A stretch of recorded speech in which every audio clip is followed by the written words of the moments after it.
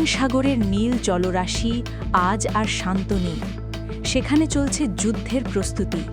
সেই সাগরে গত কয়েকদিন ধরে দাপিয়ে বেড়াচ্ছিল মার্কিন যুক্তরাষ্ট্রের আধুনিক বিশাল রণতরী ইউএসএস অ্যাব্রাহাম লিঙ্কন। সেখানে হঠাৎ করে এক অদ্ভুত নীরবতা নেমে এসেছে। কিন্তু এই নীরবতা কি আসলে শান্তি, নাকি এর আড়ালে লুকিয়ে আছে কোনো প্রলয়ঙ্করী ঝড়ের আগে নিস্তব্ধতা? মার্কিন প্রেসিডেন্ট ডোনাল্ড ট্রাম্পের পাঠানো সেই বিশাল নৌবহর হঠাৎ কেন ইরানের উপকূল থেকে সরে গেল? তবে কি তেহরানের ড্রোন আর মিসাইল শক্তির ভয়ে পিছু হটল ওয়াশিংটন, নাকি এই আচরণের আড়ালে লুকিয়ে আছে অন্য কোনো ভয়ঙ্কর ঝড় যা বিশ্ববাসী এখনও অনুমানই করতে পারেনি? প্রশ্নগুলো অসংখ্য এবং উত্তরগুলো হয়তো গভীর অন্ধকারে। ঘটনার সূত্রপাত গত সপ্তাহে। মার্কিন প্রেসিডেন্ট ডোনাল্ড ট্রাম্পের নির্দেশে ওমান সাগরে প্রবেশ করে আধুনিক মারণাস্ত্র ঠাসা ইউএসএস অ্যাব্রাহাম লিঙ্কন। বিশ্ব মিডিয়া যখন প্রতিনিয়ত এই খবর প্রচার করছিল, চারদিকে তখন টান টান উত্তেজনা বিরাজ করছিল। মনে হচ্ছিল এই বুঝি বেজে উঠল মধ্যপ্রাচ্যের সেই মহাযুদ্ধের সংকেত, যার কথা দীর্ঘদিন ধরে আলোচিত হয়ে আসছিল। ওয়াশিংটন থেকে তেহরানকে কড়া ভাষায় আল্টিমেটাম দেওয়া হলো দ্রুত আলোচনায় টেবিলে বসার জন্য। মার্কিন প্রশাসনের উচিত ছিল স্পষ্ট আলোচনায় বসতে না চাইলে পরিণতি হবে ভয়াবহ। কিন্তু পারস্য উপসাগরের লোনা বাতাসে তখন অন্য এক সুর বাঁধা ছিল। ইরান কোনো প্রকার সরাসরি উত্তর না দিয়ে নীরবে নিজেদের সামরিক প্রস্তুতি জোরদার করতে থাকে, যা ওয়াশিংটনকে চিন্তায় ফেলে দেয়। ঠিক যখন মনে হচ্ছিল না এখন সময়ের ব্যাপার মাত্র, তখনই ঘটল এক নাটকীয় মোড়ে। ওমান সাগর ও আরব সাগরের সংযোগস্থলে অবস্থান করা সেই দানবীয় রণতরীটি হঠাৎ তার দিক পরিবর্তন করল। গোয়েন্দা তথ্য এবং স্যাটেলাইট ইমেজ বলছে ইরানের উপকূলীয় কেমিকাজ ড্রোন ও শক্তিশালী অ্যান্টি ব্যালিস্টিক মিসাইলের আওতা থেকে বাঁচতেই তারা নিরাপদ দূরত্বে সরে গেছে। ইরানের ঘাঁটি থেকে মাত্র কয়েকশো কিলোমিটারের মধ্যে থাকা সেই বিমানবাহী রণতরীর জন্য তা ছিল মৃত্যুপুরী। বর্তমানে তারা অবস্থান করছে আরব সাগরের খোলা জলসীমায়। সেখান থেকে তারা নিরাপদে নজরদারি চালাতে পারবে, কিন্তু তাৎক্ষণিক আক্রমণের ঝুঁকি কম। সেখানে আল জাজিরার এক প্রতিবেদনে বলা হয়েছে, এই সরে যাওয়াকে কেবল পিছু হাঁটা বা দুর্বলতার প্রতীক ভাবলে ভুল হবে, কারণ গত বছর জুনে ইরানের পারমাণবিক স্থাপনায় হামলার আগেও ঠিক একইভাবে রহস্যজনকভাবে নিজেদের অবস্থান বদলেছিল মার্কিন বাহিনী। সামরিক বিশ্লেষকরা মনে করেন এটি আসলে একটি কৌশলগত অবস্থান পরিবর্তন। কিন্তু প্রশ্ন এখনও থেকেই যায়, তারা কি নতুন কোনো বড় আক্রমণের প্রস্তুতি নিচ্ছে, নাকি তারা সময়ের অপেক্ষা করছে যাতে শত্রুপক্ষ সতর্ক তারা ঘুমিয়ে যায়? এই দোলাচলের মধ্যে মধ্যপ্রাচ্যের ভাগ্য ঝুলে আছে। একদিকে যখন সাগরের বুকে এই লুকোচুরি খেলা চলছে, ঠিক তখনই ডাঙায় ঘটে গেল এক বিশাল ভূ-রাজনৈতিক ঘটনা, যা এই অঞ্চলের ভারসাম্য বদলে দিতে পারে। ইরান, চীন ও রাশিয়া, এই তিন পরাশক্তি এখন এক সুতোয় বাঁধা। গত ২৯ জানুয়ারি এক ঐতিহাসিক চুক্তিতে সই করেছেন তারা। আগে তাদের মধ্যে আলাদা আলাদা প্রতিরক্ষা ও অর্থনৈতিক চুক্তি থাকলেও এবারই প্রথম তিনটি দেশ একটি সমন্বিত সামরিক ও অর্থনৈতিক ফ্রেমওয়ার্কের আওতায় এলো। এই চুক্তি কোনো সাধারণ কাগজে সই নয়, এটি এক নতুন বিশ্ব ব্যবস্থার ঘোষণাপত্র। তাদের লক্ষ্য পরিষ্কার: যুক্তরাষ্ট্রের একাধিপত্য চুরমার করা এবং পশ্চিমাদের একতরফা নিষেধাজ্ঞাকে বুড়ো আঙুল দেখানো। ওয়াশিংটন যখন একতরফা চাপ সৃষ্টির চেষ্টা করছে, তখন বেইজিং ও মস্কো তেহরানের হাত ধরে সামনে এগিয়ে আসছে। এই ত্রিপক্ষীয় জোর, তারা এখন আর কেবল নিজেদের মুদ্রা ব্যবসা করবে না, ডলার বর্জন করেই ক্ষান্ত হবে না। তারা সিদ্ধান্ত নিয়েছে ওমান সাগর ও ভারত মহাসাগরে নিয়মিত যৌথ সামরিক মহড়া চালানোর। যেসব সমুদ্রপথ দিয়ে বিশ্বের অধিকাংশ তেল ও পণ্য পরিবহন হয়, সেখানে তাদের এই যৌথ উপস্থিতি ওয়াশিংটনের জন্য বড় সামরিক ও কূটনৈতিক চ্যালেঞ্জ হয়ে দাঁড়াবে। তারা একে অপরের সাথে শেয়ার করবে অতি গোপনে সামরিক তথ্য।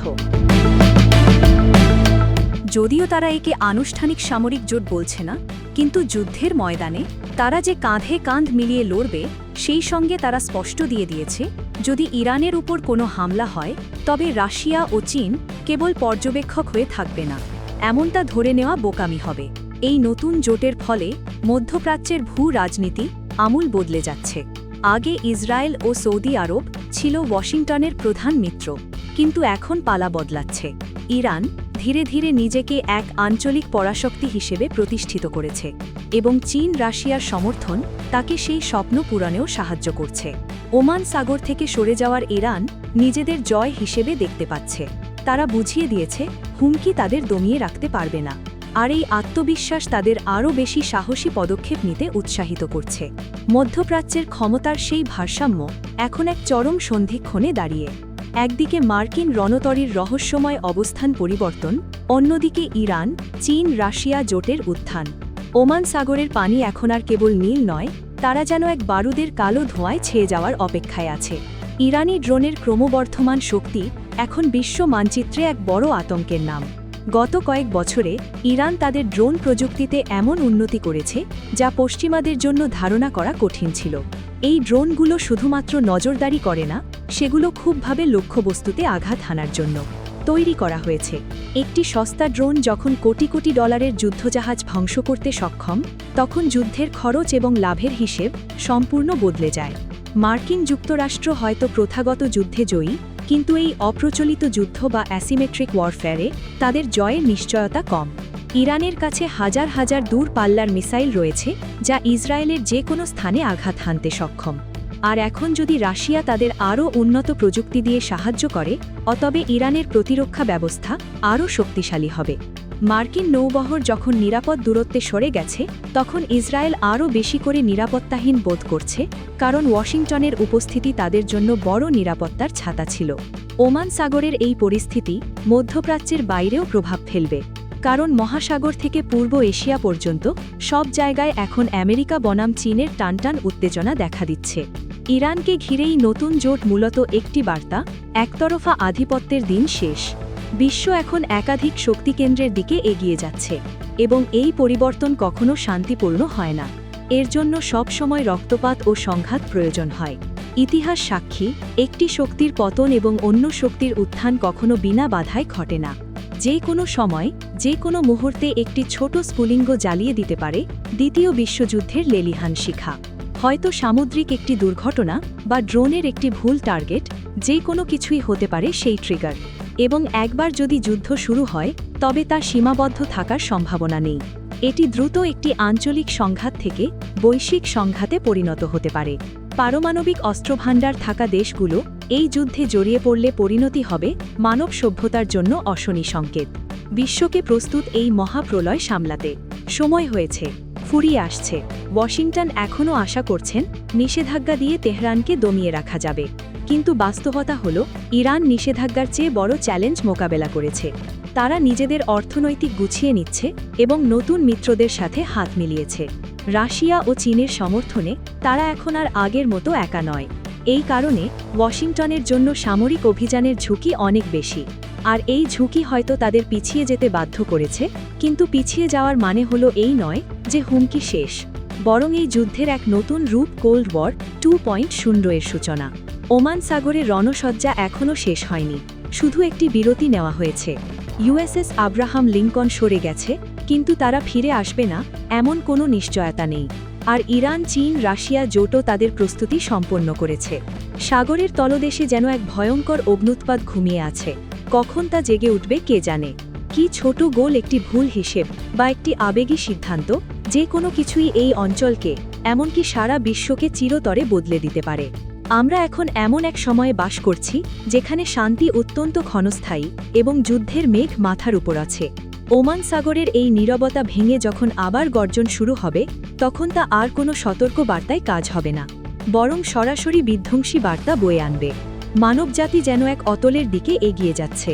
ওমান সাগরে ঢেউ গর্জন করছে, আর কিছুক্ষণের অপেক্ষা, আর কিছুক্ষণের নীরবতা। এরপরে কি হবে তা নিয়ে গোটা বিশ্ব এখন শঙ্কিত ও উদ্বিগ্ন হয়ে প্রহর গুনছে। দিনের শেষে যা জানা দরকার সেটুকুই তুলে ধরার চেষ্টা। সবাই ভালো থাকুন, নিরাপদে থাকুন। আবার দেখা হবে খবরে খবরে। আমি খাদিজাতুল কোবরা, খবর রূপান্তর।